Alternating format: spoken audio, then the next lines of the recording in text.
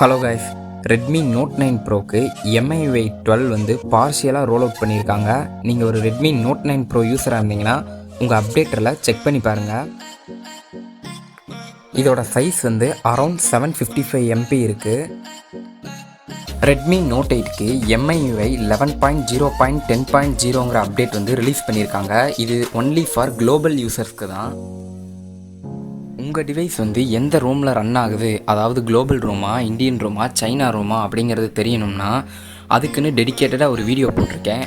அந்த வீடியோவை ஐ பட்டனில் கொடுக்குறேன், மறக்காமல் செக் பண்ணி பாருங்கள். உங்கள் டிவைஸ் எந்த ரோமில் ரன் ஆகுது அப்படிங்கிறது உங்களுக்கு தெளிவாக புரியும். Redmi Note8ஓட இந்தியன் யூசர்ஸ்க்கு ஆகஸ்ட் செக்யூரிட்டி பேட்ச் அப்டேட் வந்து ரிலீஸ் பண்ணியிருந்தாங்க.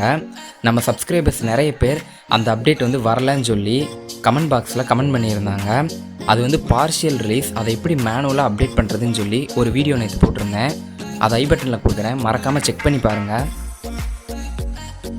MIUI 12 வந்து எந்த டிவைஸ்க்கு ரிலீஸ் பண்ணாங்கனாலும் நான் உடனே அப்டேட் பண்ணுறேன். மறக்காமல் சேனலை சப்ஸ்கிரைப் பண்ணிடுங்க. ஏதாவது டவுட் இருந்தால் கமெண்ட் பாக்ஸில் கேளுங்க.